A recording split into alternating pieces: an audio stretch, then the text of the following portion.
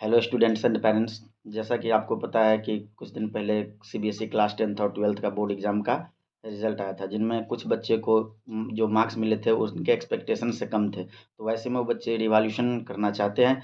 Revolution और reverification के through हम अपने मार्क्स को बढ़ा सकते हैं। तो कुछ पेरेंट्स और कुछ उनके फ्रेंड्स ये बोलते हैं कि अगर मार्क्स कम हो गया तो क्या हो। तो इसके लिए आप मेरी बातों को मत मानिए। पहले एक मैं आपको प्रूफ दिखाना चाहता हूँ। पहले आप ये देख लीजिए, उसके बाद आप हमारी बातों को सुनिएगा। जैसा कि मैं आपको दिखा पा रहा हूँ, ये जो है आंसर शीट है सीबीएसई क्लास 12th का।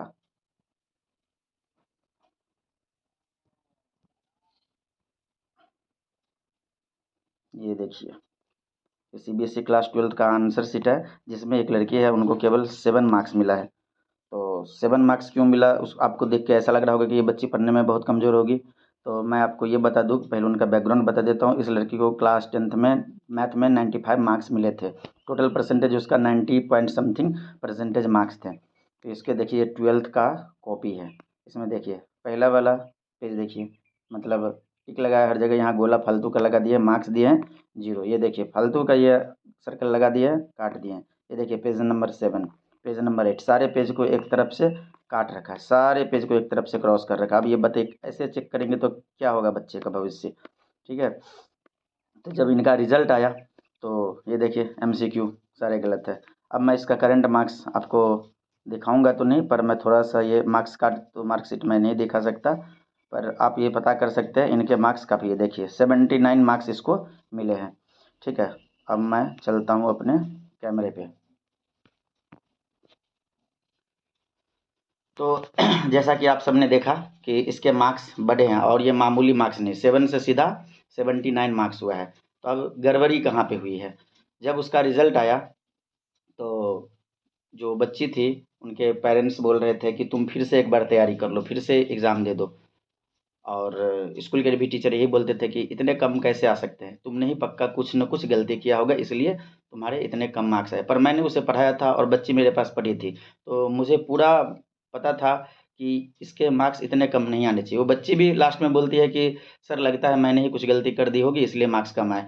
तो मैंने उसके लिए क्या किया, उनके मार्क्स वेरिफिकेशन के लिए रिक्वेस्ट डाला। तो मार्क्स वेरिफिकेशन के लिए पहले क्या करना होता था, 700 रुपीज़ या 750 ऐसा ही कुछ था, ये पेमेंट करने होते थे। पेमेंट करने के बाद उनमें केवल जो काउंटिंग मिस्टेक होता था उनको देखा जाता था। सारे मार्क्स को काउंट करके आपको फिर से बता देंगे। तो उसमें बताया गया no mistake found, result not change.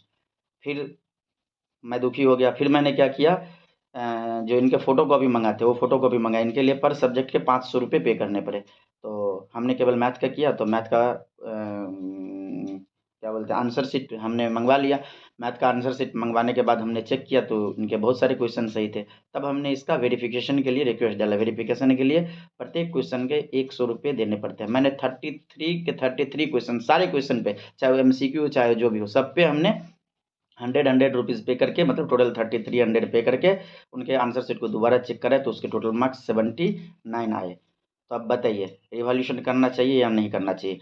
Parents क्या करते हैं, अपने बच्चे को रिजल्ट आने के साथ डांटने लग जाते हैं। मानता हूँ कि बच्चा गलत होता है, लेकिन बच्चा हमेशा गलत नहीं होता, कभी कभी वो सही भी होते हैं।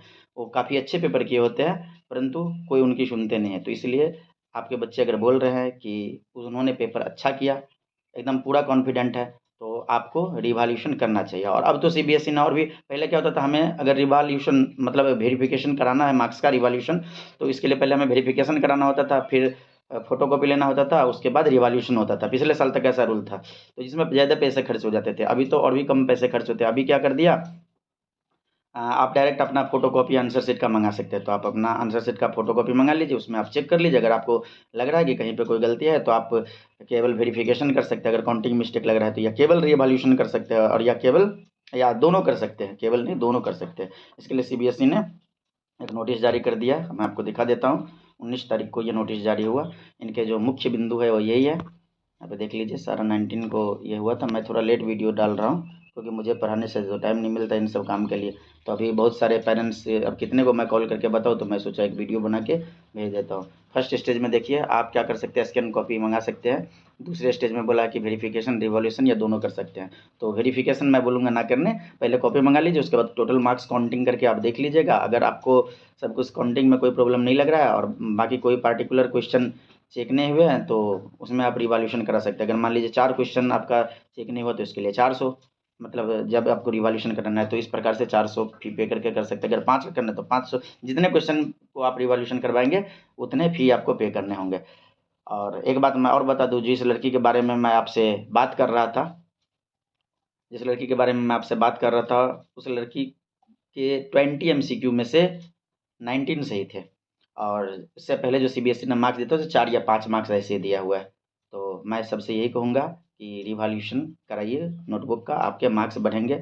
और एक मोस्ट इम्पोर्टेंट बात ये भी बता दूं कि इस बार जो सीबीएसई का पेपर चेक हुआ वो थर्ड पार्टी ने किया, सीबीएसई के टीचर ने उनको चेक नहीं किया। वो किसी जो सेकंड थर्ड कंपनी होता है उनको कॉन्ट्रैक्ट दे दिया कि आपको इतना कॉपी चेक करके देना है। तो इसलिए जो इस बार चेकिंग हुआ है वो इतने अच्छे तरीके से नहीं हुआ है। कई सारे ऐसे बच्चे बिहार के, मैंने एक बच्चे का ट्वीट देखा था जो अपने शिक्षा मंत्री है उनके ट्विटर अकाउंट पे, कि सर मेरे क्लास 12 में बोर्ड एग्ज़ाम में आपने दिया 65 परसेंटाइल, और उनका जो जेई नीट सॉरी जेई मेन का जो स्कोर है उनमें उस बच्चे ने 95 परसेंटाइल मार्क्स गेन किया है। तो बताइए, उनके लिए तो जो बॉर्डर लाइन है वो है 95।